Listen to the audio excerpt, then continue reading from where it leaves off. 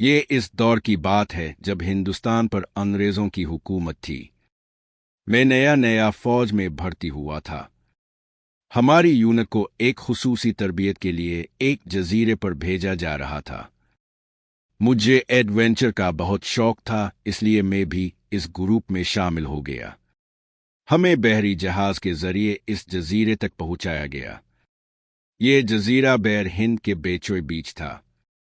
جزیرہ زیادہ بڑا نہیں تھا مگر گھنے درختوں اور اونچی ڈھال سے بھرا ہوا تھا۔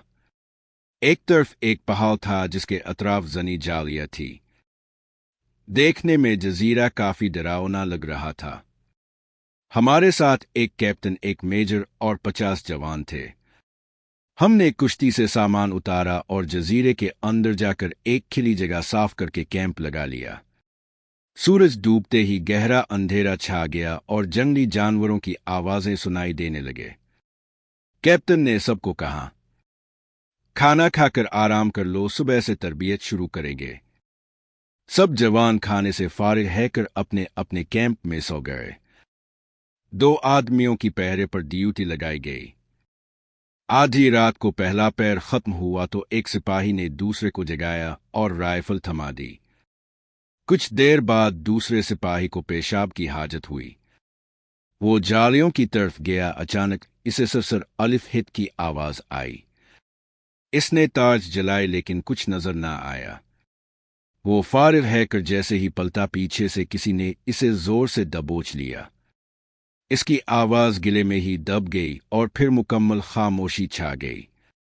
صبح جب سب جاگے تو ایک جوان غائب تھا۔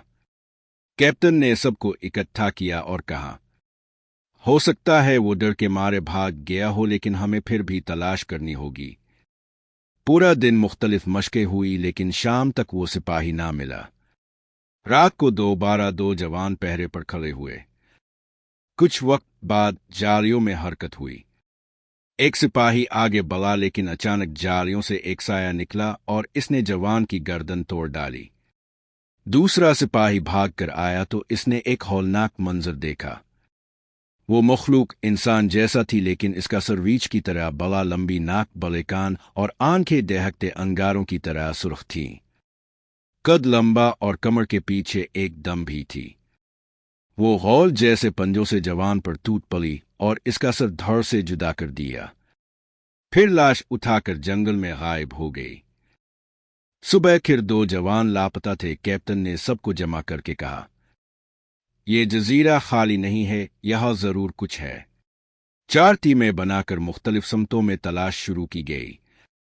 میں، کیپٹن اور 10 جوان پہاڑ کی طرف گئے۔ گھنی جھاڑیوں کے بیچ سے ایک راستہ ملا۔ سب گزر کر آگے پہنچے تو پہاڑ کے نیچے بڑے بڑے غار تھے۔ ہم ہتھیار سیدھے کر کے ایک غار میں داخل ہوئے۔ اندر عجیب سے پنجوں کے نشان تھے۔ ہم نے ایک سوراخ سے نیچے جان کا تو ہوش اڑ گئے۔ نیچے ہمارے ایک فوجی کی لاش پڑی کی اور وہی عفریت اسے نوچ نوچ کر کھا رہا تھا۔ ارد گرد انسانی کھوپڑیاں اور ہڈیاں بکھری ہوئی تھیں۔ اچانک ایک سپاہی کے پاؤں سے پتھر نیچے گر گیا۔ عفریت نے پلٹ کر ہمیں دیکھا اور زوردار چیخ ماری۔ پھر ایک ہی جست میں اوپر آن پہنچا۔ ہم نے فائر کھول دیا لیکن گولیاں اس پر بے اثر تھی۔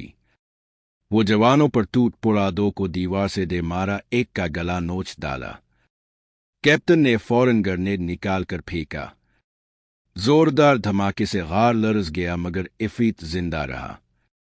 ہم بھاگ کر باہر نکلے۔ کیپٹن نے بارود باندھ کر غار کے دہانے پر پھینکا۔ دھماکے سے پہاڑ کے بڑے بڑے پتھر گر گئے اور عفریت اندر دب گیا۔ ہم جلدی سے کشتیوں کی طرف دوڑے اور سامان ڈال کر سمندر کی طرف نکل گئے۔ مگر جب ہم کافی دور پہنچے تو دیکھا وہ عفریت اب بھی زندہ ہے۔ جالیوں سے نکل کر ساحل پر کھڑا ہمیں گھور رہا تھا۔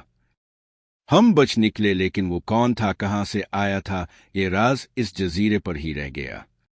دوستو، یہ تھی جزیرہ خونی کی خوفناک کہانی۔ اگر آپ کو یہ کہانی پسند آئی تو میرے چینل TSR دستری ریک کو ضرور سبسکرائب کرے۔ اگلی بار ایک اور سنسنی خیز کہانی کے ساتھ حاضر ہوں گا۔ شکریہ۔